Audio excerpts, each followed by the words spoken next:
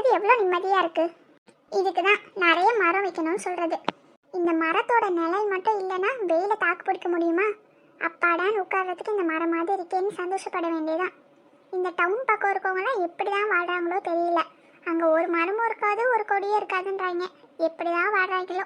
சங்கரேக்கா, வாலட்சுமி உட்காரு.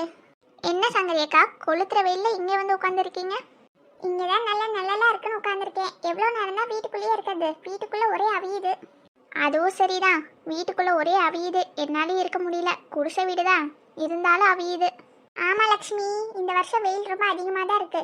சரி உட்காரு, ஏன் நின்றுக்கிட்டே இருக்கேன்? அந்த உட்காருங்கக்கா. ஏக்கா, இன்னைக்கு யாராவது மீன் விற்கிறவங்க வந்தாங்களா? அவங்கள பார்த்தீங்களா? இல்லை லக்ஷ்மி, யாரும் வரல. நானே இன்னைக்கு மீன்காரங்க வருவாங்க, மீன் குழம்பு வைக்கலான்னு தான் நினச்சேன். மீன்காரங்க யாரும் வரல, அதனால வீட்டில் இருந்த காயை போட்டு குழம்பு வச்சுட்டேன்.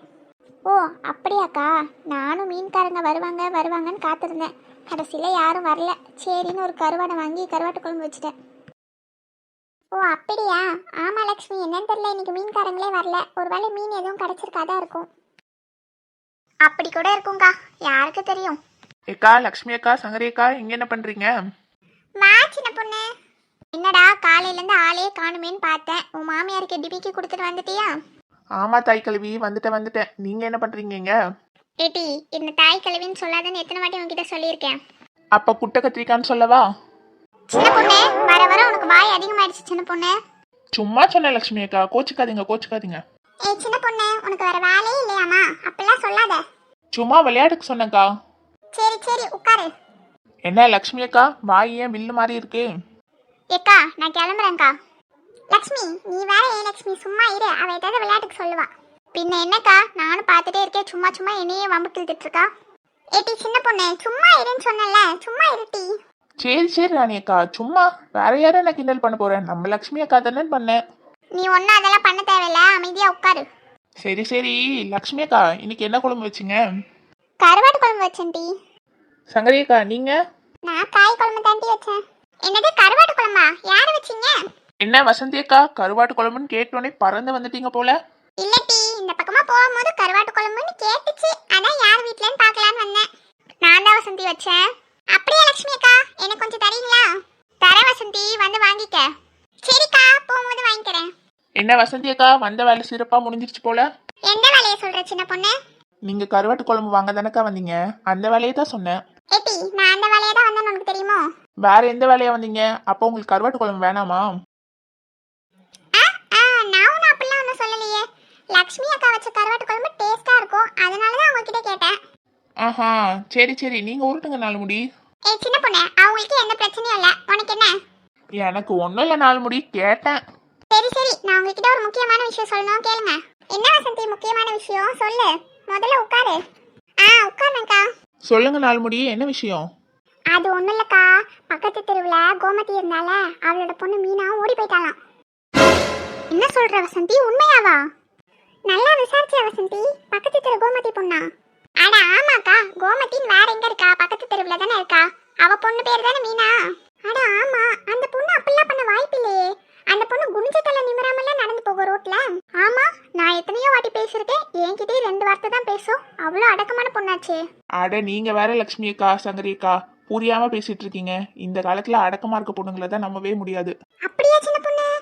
அட ஆமா, எதுக்கு வாயை 2 பேரும் ஆணு திறந்து வச்சிருக்கீங்க? வாயில கொசி ஏதாவது போயிட போகுது.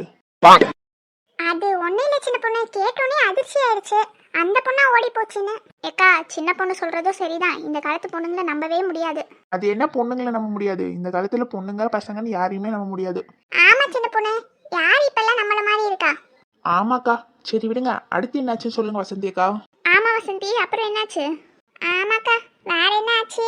அவங்க அப்பாவும் அம்மாவும் வீட்டுக்குள்ளேயே வரக்கூடாதுன்னு அடிச்சு விரட்டிட்டாங்க, நீ என் பொண்ணே இல்லைன்னு சொல்லி. என்னது, கோமதி அப்படியா பண்ணா? வீட்டுக்குள்ளே வரக்கூடாது சொல்லிட்டாளா? பின்ன என்ன பண்ணுவா அவளும்? வாயை கட்டி வயிற்ற கட்டி வளர்த்து வச்சா இப்படி பண்ணிட்டு வந்து நீனா இப்படிதான் பண்ணுவாங்க எல்லாரும். அவளுக்கு இந்த பிள்ளை பண்ற விஷயம்லாம் முன்னாடியே தெரியுமா தெரியாதாமா? எல்லாம் அவளுக்கு தெரியும்க்கா. அவளுக்கு தெரிஞ்சதுனால அந்த பொண்ணு ஓடியே போச்சு. இவளை போட்டு அடின்னு அடிச்சு வீட்டுக்குள்ள போட்டு அடைச்சி வச்சிருக்கா. வேற மாப்பிள்ளை பார்க்க வர சொல்லியிருக்கா போல. அதை தெரிஞ்சுதான் இந்த பொண்ணு அவங்க கூட ஓடி போயிட்டு. அட கொடுமையே, இப்படி எல்லாமா நடந்திருக்கு? ஏக்கா, என்னதான் இருந்தாலும் இந்த விஷயத்துல அந்த பொண்ணு மேல மட்டும் தப்பு இல்ல, கோமதி அக்கா மேலேயும் தான் தப்பு. அவங்க இந்த விஷயம் தெரிஞ்சோன்னே என்ன பண்ணியிருக்கணும், அந்த பொண்ணை கூப்பிட்டு வச்சு பேசியிருக்கணும், எது நல்லது எது கெட்டதுன்னு எடுத்து சொல்லியிருக்கணும். ஆனால் அவங்க என்ன பண்ணி வச்சிருக்காங்க, அந்த புள்ளைய போட்டு அடிச்சிருக்காங்க. அது தப்பு தானே. என்னதான் இருந்தாலும் பெத்தவளை சின்ன பொண்ணு, இந்த மாதிரி விஷயம்லாம் கேட்கும்போது அவன் மனசு எப்படி தவிச்சிருக்கோம். அதெல்லாம் சரிதான் லக்ஷ்மி அக்கா. ஆனால் கோமதி அக்கா அன்னைக்கே பொறுமையாக பேசியிருந்தாங்கன்னா இன்னைக்கு இவ்வளோ தூரம் வந்திருக்குமா? அதெல்லாம் தப்பு லக்ஷ்மி அக்கா. என்னதான் நம்ம பிள்ளைங்க தப்பு பண்ணுதுன்னு தெரிஞ்சாலும் கூப்பிட்டு உட்கார வச்சு பொறுமையாக எடுத்து சொல்ல முயற்சி பண்ணணும். கண்டிப்பாக கேட்பாங்க. அதுவும் சரிதான் சின்ன பொண்ணு. இந்த மாதிரி பெத்தவங்களும் அவசரமா முடிவு பண்றதுனால பிள்ளைங்களும் அதை விட அவசரமா முடிவு பண்ணி அதுங்களுக்கு ஏற்ற மாதிரி வாழ்க்கை அமைச்சுக்கிட்டு நல்லா இருந்தா பரவாயில்லையே, 4 மாசத்துல கண்ணை கசக்கிட்டுலாம் வந்து நிக்குதுங்க. என்னத்தான் சொல்லக்கா, இந்த காலத்தில் எல்லாம் அப்படிதான் இருக்காங்க. அவங்களே பட்டு திருந்துனாதான் உண்டு. ஆமா ஆமா சின்ன பொண்ணு, நான்லாம் அந்த காலத்துல குனிஞ்ச தலை நிமிராம போவேன், குனிஞ்ச தலை நிமிராம வருவேன். ஏன் வசந்தி அக்கா, போகிறப்பையும் வரப்பையும் காசை கீழே போட்டுருவீங்களோ? அதனால தான் போகிறப்பையும் வரப்பையும் கீழே குனிஞ்சு தேடிக்கிட்டே போவீங்க, தேடிக்கிட்டே வருவீங்களோ? சின்ன பொண்ணு, நான் தான் நாள முடி சின்ன பொண்ணு. என்ன விஷயம் சொல்லுங்க. என்ன சின்ன பொண்ணு விளையாடுறியா? என்ன பார்த்தா உனக்கு எப்படி தெரியுது? விளையாடுறேனா? உங்களை பார்த்தா எனக்கு விளையாட்டு பொருள் மாதிரியே தெரியல. உங்களை வச்சு நான் எப்படி விளையாடுறது? என்ன வசந்தி அக்கா, கீழே பால் மாதிரி சுருண்டு படுத்துக்கங்க. நானும் ஒரு எத்தி விடுறேன். ஃபுட்பால் விளையாடி வேற ரொம்ப நாள் ஆச்சு. ஏக்கா, இந்த சின்ன பொண்ணை பாருங்க, சும்மா சும்மா என்கிட்டயே வம்பு இழுத்துட்டு இருக்கா. என்னன்னு கேட்க மாட்டீங்களா? ஏடி சின்ன பொண்ணு, சும்மா தான் இரேன். வசந்தி வந்தா அவகிட்ட வம்பு இழுக்கிறது, லக்ஷ்மி வந்தா அவகிட்டயும் வம்பு இழுக்கிறது. யார்கிட்ட தான் நீ வம்பு இழுக்காம இருப்ப? கொஞ்ச நேரம் அமைதியா இரேன். வேற யார்கிட்டக்கா வம்பு இழுக்க முடியும்? நீங்க தான் எனக்கு க்ளோஸு. உங்ககிட்ட தான் நல்லா வம்பு இழுக்க முடியும். இதெல்லாம் சீரியஸா எடுத்துக்கிட்டா எப்படி? சீரியஸா எடுத்துக்கல சின்ன பொண்ணு, இருந்தாலும் அடிக்கடி சொல்லும் போது கோவம் வருதுல்ல. சரி சரி தாய் கிழவி, இனிமே தாய் கிழவின்னு சொல்ல மாட்டேன். இவன் என்ன சொன்னாலும் திருந்த மாட்டான். அது தெரிஞ்ச விஷயம் தானே.